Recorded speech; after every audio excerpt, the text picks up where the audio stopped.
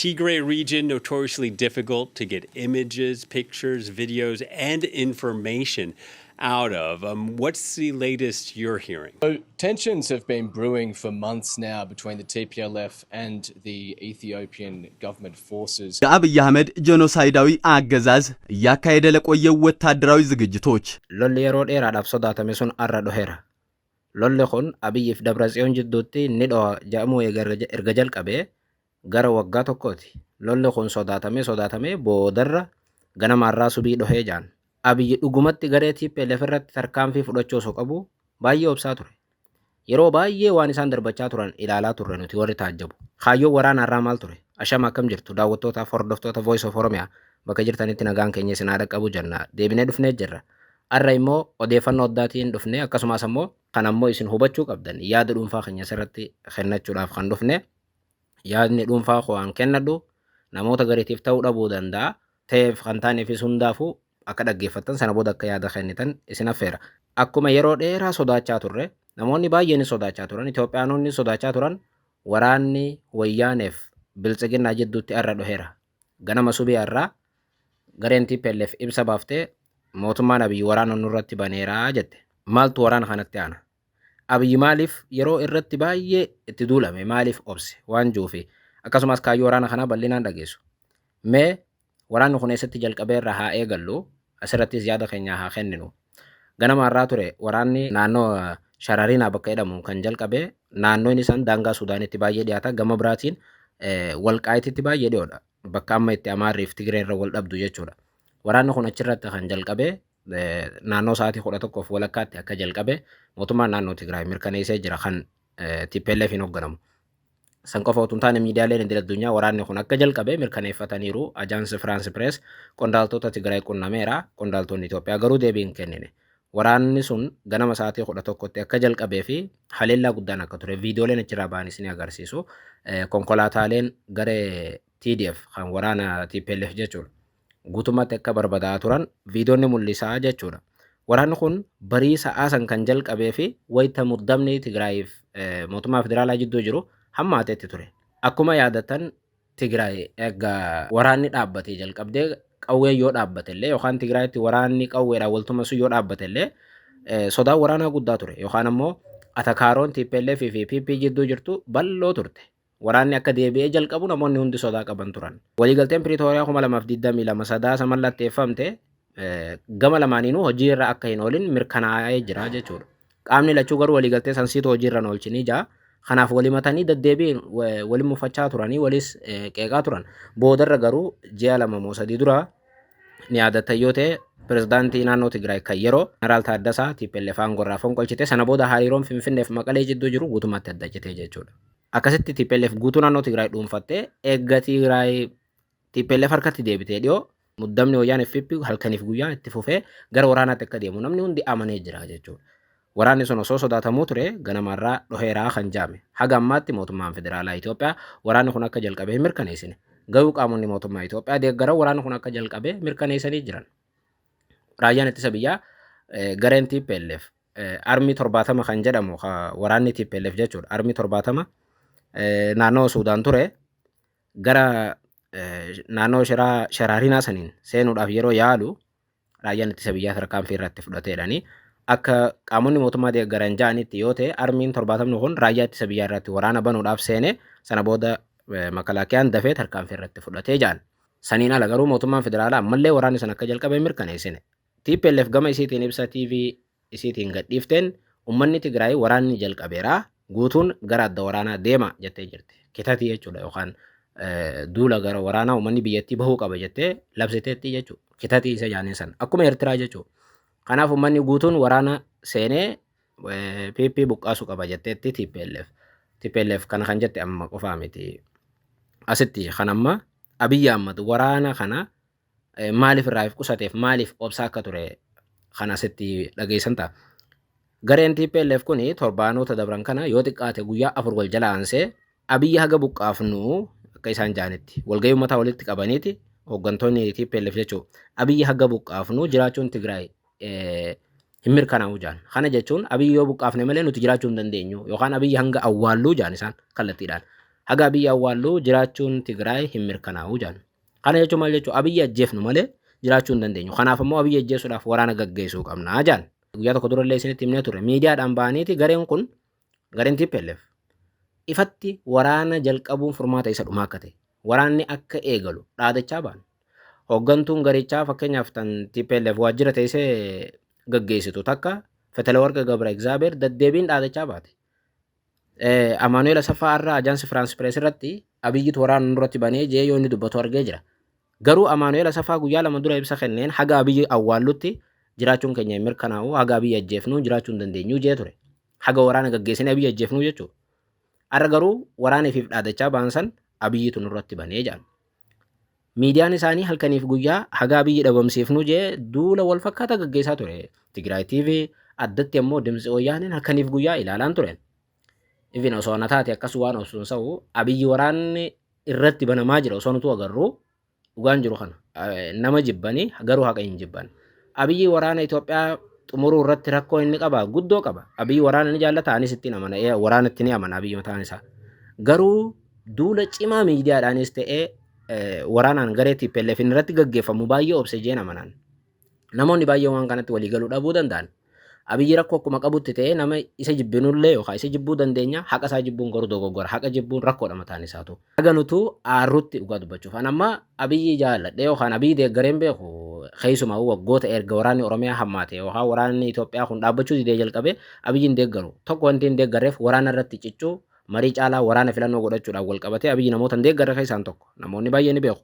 Garuu adeemsa TPLF ittiin deemaa jiru adeemsa siyaasaa TPLF hordofu gaafa ilaalu anuu aaraan ture jechuudha.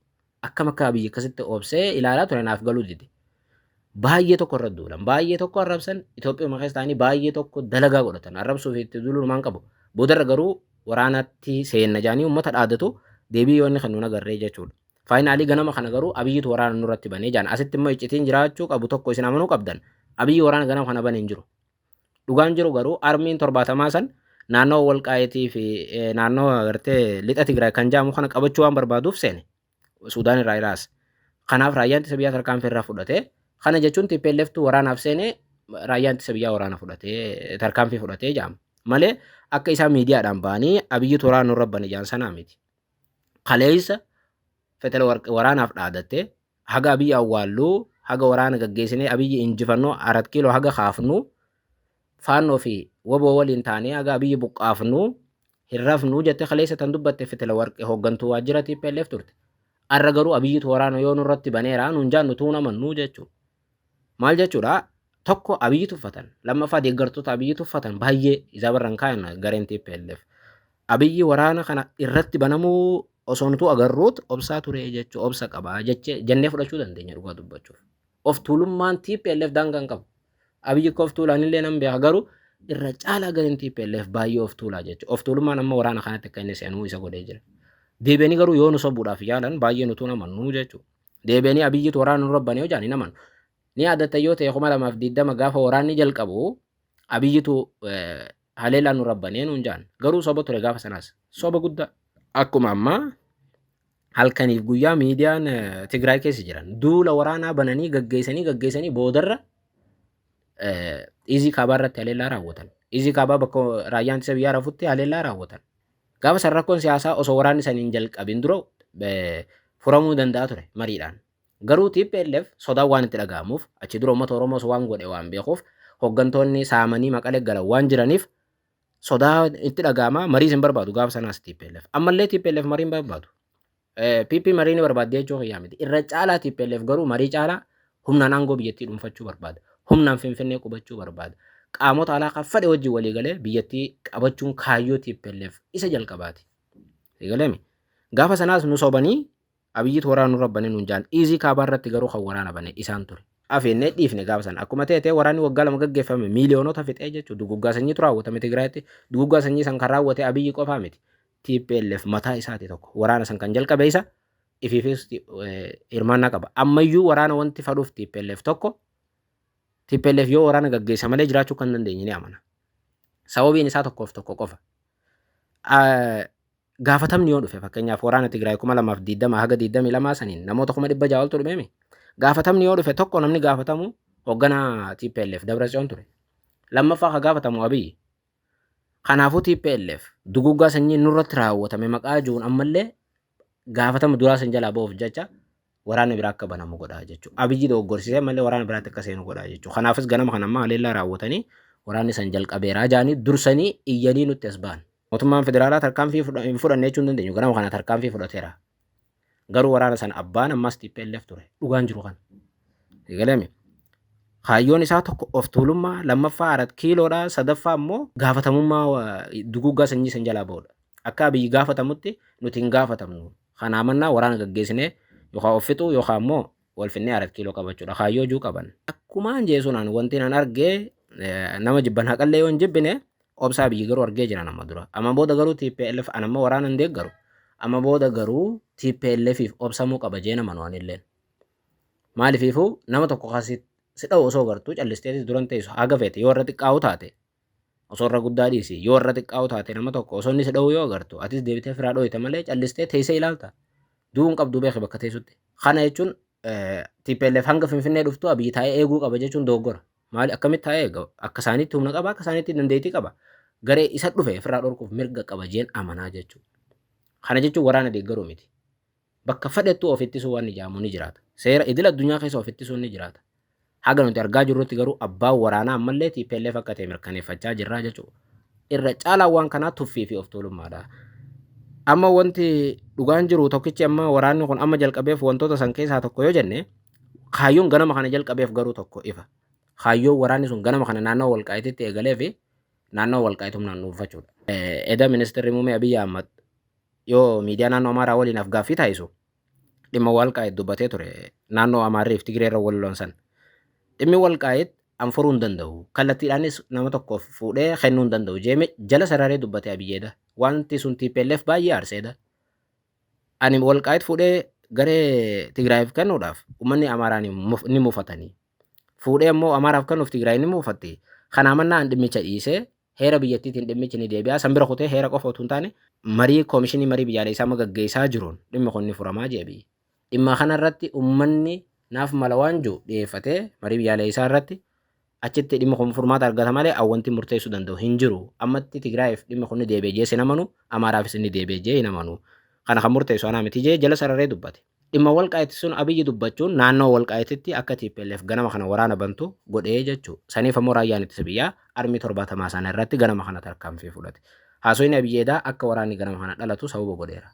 Walqaayit Abiyyi haasuu hin qabu jaanii amanan warri Tigraay. Warri Tigraay lafti sun teenya jee amana heerarlee santu jira garuu warri Amaaraas teenya jee amana falmiin tokko kanaa jechuu naannoo Walqaayititti waraanni eegaluun. Waraana kana eenyutu duuba ajajaa moo hundi ni beekna. Kana waan TPLF illee hin dho'isini eenyutu waraana kanatti akka gareen kun dhiibatee seenu godhe kan jiru tokko Eertiraadha. Taan ammoo Ijipti dhugaadha. Tabiraa Suudaani. Ammatti bakki waraanni ganama kana itti banameewu naannoo daangaa Suudaani. Gareen armii 70 Suudaan keessatti kan leenjii fudhate xarafa jechuudha. Achirraa seenee Itoophiyaa bakka sanatti naannoo inni shiraarinaa san daangaadhaan waliin maxxansa achi jiru turan. Armiin 70 duraanuu kan Suudaan keessa leenjii fudhatudha. Achirraayis kan humna alburaaniif deemee gurguramee waraana gaggeessuudha. Dhiibbaa amma Suudaanii fi Eertiraan akkasumas Ijipti godhaniin TPLF waraana kanatti seene. Fakkeenyaaf kanaaf ragaa guddaa barbaaduun dirqamaa miti. Pirezidaantii naannoo Tigraay duraanii Geetaachoo Raddaa dhiyoo ture dhimma kana ibsaan kennanii guyyaa 4 dura barreeffama wayii maxxansanii turan. Barreeffama sanaanii ji'oota dura pirezidaantii naannoo Tigraay qaammaa jechuudha. Dr. Dabratsiyoon gara Eertiraa imalanii turan Asmaraa. Akkuma Asmaraa gahaniin meeshaa waraanaa Eertiraa gaafatan. Meeshaa waraanaa Eertiraa gaafannaan pirezidaantiin Eertiraa deebii kennee fi meeshaa waraanaa amma qabdan sanaan eegala. Eega waraanni eegalee booda nuutu meeshaa biraa isinii dabalaa. Jeenii Isaayyaas ajajee jee. Kana kan jeennu miti. Pirezidaantii naannoo Tigraay duraanii Geetaachoo Raddaatu akkas jee. Geetaachoo Raddaa waraana ammaa kana guutumatti Isaayyaastu hoogganaa.